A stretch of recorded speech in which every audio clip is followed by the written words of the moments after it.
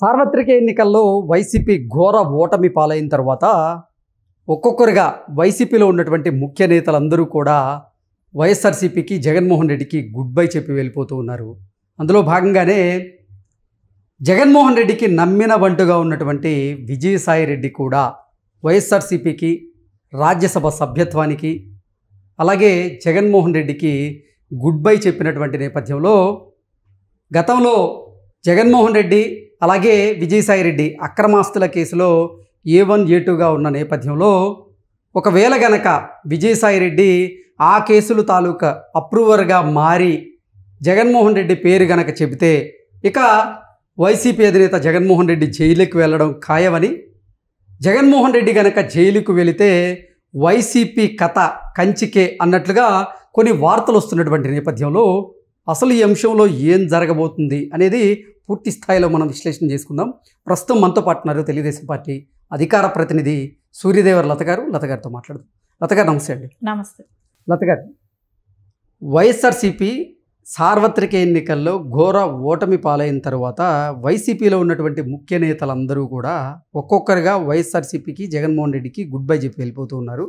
అందులో భాగంగానే వైసీపీ పార్టీలో కీలకంగా వ్యవహరించినటువంటి విజయసాయి రెడ్డి, అంటే జగన్మోహన్ రెడ్డికి నమ్మిన బంటుగా వ్యవహరించినటువంటి విజయసాయి రెడ్డి కూడా ఇప్పుడు వైఎస్ఆర్సీపీకి జగన్మోహన్ రెడ్డికి గుడ్ బై చెప్పారు. ఈ నేపథ్యంలోనే అక్రమాస్తుల కేసులో A2గా ఉన్నటువంటి విజయసాయి రెడ్డి అప్రూవర్గా మారి జగన్మోహన్ రెడ్డి పేరు చెప్తే జగన్మోహన్ రెడ్డి జైలుకి వెళ్ళడం ఖాయమని, జగన్మోహన్ రెడ్డి కనుక జైలుకి వెళ్తే వైసీపీ కథ ఇక కంచికే అన్నట్లుగా కొన్ని వార్తలు వస్తూ ఉన్నాయి. ఏంటి వైఎస్ఆర్సీపీలో ఏం జరుగుతోంది, అసలు వైసీపీ రాజకీయ మనుగడ ప్రశ్నార్థకంగా మారబోతుందా అంటే ఏం చెప్తారు? ఇక్కడ ఏంటంటే జగన్మోహన్ రెడ్డి ఎలాగో ఆయన ఫిక్స్ అయిపోయాడు, పార్టీ అయిపోయింది. సో ఈ పార్టీలో ఇంకా మనం ఏదైతే ఆయన అనుకున్నాడో, నేను ఒక్కసారి సీఎం అవ్వాలి, ఒక్క ఛాన్స్ అని ఏదైతే అన్నాడో ఆ ఒక్క ఛాన్స్ ప్రజలు ఇచ్చేసేసారు. ఆ ఒక్క ఛాన్స్తోనే ఫుల్ స్టాప్ కూడా పెట్టేశారు. సో నెక్స్ట్ ఇంకా ఆయనకి ఛాన్స్ లేకుండా చేశారు. ఆ ఛాన్స్ లేకుండా చేసింది ప్రజలు చేశారు. చేసినా కూడా ఉన్న నాయకులు కూడా మారిపోవడానికి ప్రిపేర్ అయిపోయారు. ఎందుకంటే అక్కడ అక్రమ కేసులు అయితే అక్రమ ఆస్తులు కూడబెట్టమే కానీ ఇట్లా రకరకాల పలు కేసుల్లో ఆయన నేను ఒక మాజీ సీఎంగా ఉన్న వ్యక్తి దానిలో కోర్టులకు అటెండ్ అవుతూ ఉండాలి. ఇంకా ప్రాసెస్ అది సరే, అది గతం కేసులే తీసుకున్నా ఇప్పుడు మళ్ళీ ఫ్రెష్గా కొత్త కేసులు అనేది మళ్ళీ స్టార్ట్ అవుతాయి. కొత్తవన్నీ కూడా అంటే లిక్కర్ కేసులు అవి ఇవి ఉన్నాయి. సరే అవన్నీ కూడా మళ్ళీ స్టార్ట్ అవుతాయి. సరే ఇవన్నిటి చూస్తే ఇంకా మనం పార్టీ మనుగడ కష్టమే. సరే ఇంకా వీళ్ళ ఇద్దరిలో నెంబర్ 2 చేంజ్కి వచ్చేటప్పటికి విజయసాయి రెడ్డి సజ్జల గారి కాంపిటీషన్ ఎలాగో ఉంటుంది. సో అధికారం లేనప్పుడేమో విజయసాయి రెడ్డి చూసుకుంటాడు, అధికారం వచ్చినాకేమో సజ్జలు చూసుకుంటాడు. సరే సజ్జల గారికి ఏమో భారతి గారి ఇన్ఫ్లుయెన్స్ ఉంటుంది, విజయసాయి రెడ్డి గారికి ఏమో అంటే చిత్రగుప్తుడి చిట్టాలాగా ఆయన ఆస్తుల లెక్కలు ఉన్నాయి కాబట్టి అది ఆయన చూపెట్టుకుంటాడు. ఇక్కడ ఒకటి ఏంటంటే ఆయనకి అది అడ్డం పెట్టుకొని ఆయన సెకండ్ ప్లేస్కి చూపెడతాడు. ఈయనేమో భారతి గారి సపోర్ట్ ఉంటుంది. సజ్జల గారికి మెయిన్ ఏంటంటే ఇంకొకటి, భారతి గారికి సజ్జల గారి మీద ఉండే నమ్మకం ఏంటంటే ఈయన సజ్జల గారు అనే వ్యక్తిగాను ఉంటే విజయమ్మని షర్మిల గారిని పక్కన పెట్టచ్చు. అదే విజయసాయి రెడ్డి గారు కానీ సెకండ్ ప్లేస్లో ఉంటే, ఎందుకంటే ఆయన గతం నుంచి రాజశేఖర్ రెడ్డి గారి టైం నుంచి ఉన్నారు కాబట్టి వాళ్ళని అవాయిడ్ చేయలేడు, విజయమ్మ గారిని షర్మిల గారిని అవాయిడ్ చేయలేడు. సో అందుకని ఆయన పక్కన పెట్టేయడం జరిగింది భారతి గారు అయినా కూడా. సో సజ్జల గారిని ఇంప్రూవ్ చేశారు. సో ఆయన అధికారం వచ్చింది, ఆయన పెత్తనం నడిచింది, సకల శాఖ మంత్రిగా ఆయన హవా నడిపించాడు, ముంచేశాడు పార్టీని, అయిపోయింది. సరే అయిపోయిన తర్వాత ఏంటి, ఇప్పుడు నాయకులకి ఒక భయం పట్టుకుంది. సో మనకు పార్టీ ఏంటి నెక్స్ట్, మన ఇదేంటి, సరే ఎంతమందిని తీసుకుంటారు, ఉన్న పార్టీలన్నీ ఫిల్ అయిపోయినాయి. సో నెక్స్ట్ మనకు లీడర్ ఎవరు, ఈయన జైలుకి వెళ్తే మన ఇదేంటి అనుకున్నప్పుడు ఖచ్చితంగా వాళ్ళందరూ కాంగ్రెస్కి కూడా వెళ్తున్నారు, షర్మిల గారిని. ఎందుకంటే రాజశేఖర్ రెడ్డి గారి చరిష్మా ఉన్న లీడరు కింద షర్మిల గారు తను ప్రూవ్ చేసుకుంటున్నారు. సో జగన్మోహన్ రెడ్డికి అంటే వాళ్ళకి ఇప్పుడు ఒక సామాజిక వర్గానికి చెప్పుకుంటూ వస్తున్న పార్టీ వైసీపీ, అదే సామాజిక వర్గం లీడరు ఒకళ్ళు చేస్తున్నారు, షర్మిల గారు ఉన్నారు. సరే ఒకే ఫ్యామిలీకి సంబంధించిన వాళ్ళు. సో ఆవిడ దగ్గరికి వెళ్ళి ఆల్రెడీ కలవటం కానివ్వండి, ఆ పార్టీలో జాయిన్ అవుతానని చెప్పటమే కానివ్వండి, కాంగ్రెస్ కొంచెం బూస్టప్ వస్తుందనే అనిపిస్తుంది. సరే ఇవన్నీ చూస్తున్నా కూడా తర్వాత ఆయన తల్లిని చెల్లిని పక్కన పెట్టాడు కాబట్టి ఇది కూడా ఇంపాక్ట్ అనేది కొంచెం సింపతి ప్రజల్లోకి వెళ్ళిపోయింది, డౌన్ వరకు కింద వరకు వెళ్ళిపోయింది. సో అది నాయకులకి తెలుస్తుంది, ఎందుకంటే వాళ్ళే కదా విలేజ్ స్థాయి వరకు వెళ్తారు. సో మహిళల్లో ఉన్న సింపతిని వాళ్ళ ఇద్దరు మహిళలు అయ్యేటప్పటికి ఆ సింపతి ఖచ్చితంగా ఉంటుంది.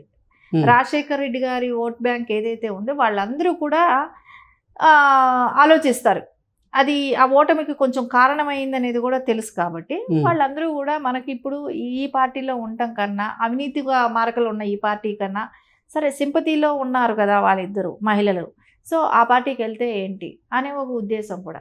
ఇంకోటి కూడా అనిపిస్తుంది, ఈరోజు ప్రెస్ మీట్లో కూడా విజయసాయి రెడ్డి గారు చెప్పటం కూడా ఏం జరిగింది అంటే, ఒక విలేకరు అడుగుతున్న క్వశ్చన్కి, అంటే మీరే కదా వివేకానంద రెడ్డి గారు హత్య ఇది గుండెపోటు అని చెప్పింది అని అన్నారు. అవును, నేను ఆ రోజు అవినేష్ గారికి ఫోన్ చేసినప్పుడు వాళ్ళు చెప్పిన విషయం నేను చెప్పాను అని అన్నారు. సో అవినాష్ రెడ్డి ఈ రోజున ఆ విషయం చెప్పాడు అని అంటే వాళ్ళ దగ్గరగా చూసిన వాళ్ళు, వివేకానంద రెడ్డి గారి హత్యని ఆ ప్లేసు అదంతా చూసిన వాళ్ళు, రక్తపు మడుగులో చూసిన వాళ్ళు గుండెపోటు అని ఆయనకి చెప్పారు అని చెప్తున్నాడు. అన్నప్పుడు ఏంటి అంటే, చంపిన వాళ్ళే, జరిగిన ఇన్సిడెంట్ అన్నీ తెలిసిన వాళ్ళే అలా చెప్పారు, నాకు సంబంధం లేదనేది ఆయన ఈరోజు ఓపెన్ అయిపోయాడు అక్కడ. అంటే వీళ్ళందరూ కలిసి చేశారు అనేది ఇప్పుడు ప్రజలకు అందరికీ కూడా ఓపెన్గా తెలిసిపోయింది. ఈరోజు ప్రెస్ మీట్లో అదే తెలిసింది. అంటే ఉద్దేశం ఏంటి, వీళ్ళకి రాజకీయం కోసం వీళ్ళే చంపుకుంటారు. ఇంకొకటి ఆ రోజు వివేకానంద రెడ్డి గారి హత్యలో కూడా గంగిరెడ్డి గారే కానివ్వండి, మొన్న చనిపోయిన అభిషేక్ రెడ్డి కానివ్వండి, రేపు పొద్దున అవినాష్ రెడ్డి అయినా అవ్వచ్చు నెక్స్ట్.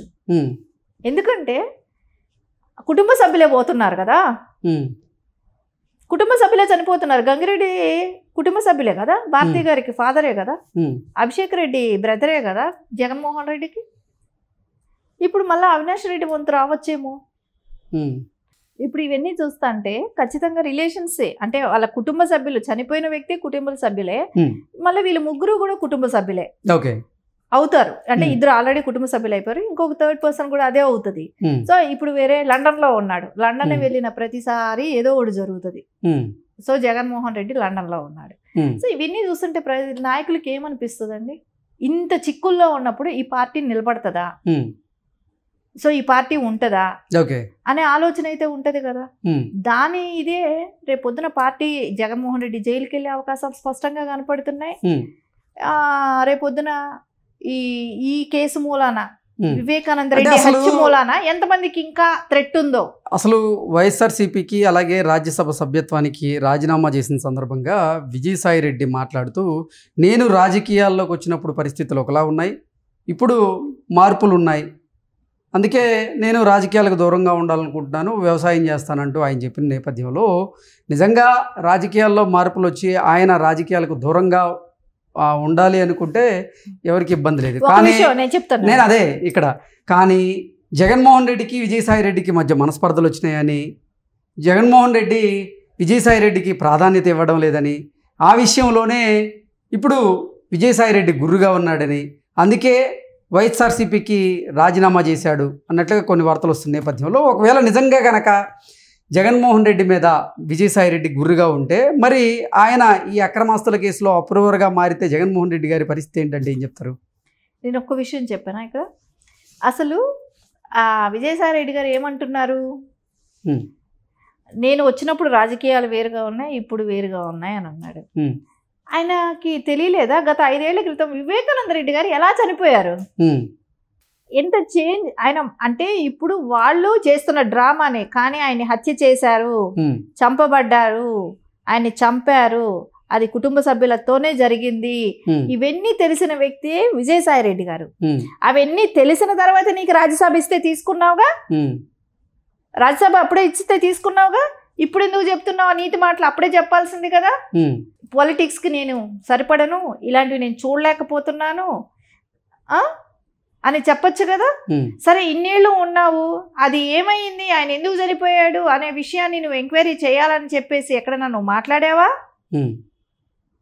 ఇవన్నీ ఈ రోజు ఎందుకు చెప్తున్నావు? రాజకీయాలు బాగోలేదు అనేది నీకు ఈ రోజు తెలిసిందా? 5 ఏళ్ల క్రితం కూడా తెలుసు కదా. సరే కోడికత్తి విషయంలో అప్పుడు ఎందుకు తెలియలేదు? ఇప్పటి వరకు వచ్చి సాక్ష్యం చెప్పలా. ఆ కోడికత్తి సీను అనే వ్యక్తి ఇప్పటికీ కూడా జైల్లో మగ్గుతున్నాడు. సరే నువ్వు వెళ్ళి సాక్ష్యం చెప్తే అతనికి శిక్ష పడుతుందా పడదా ఏం జరుగుతుందా అనేది తర్వాత విషయం.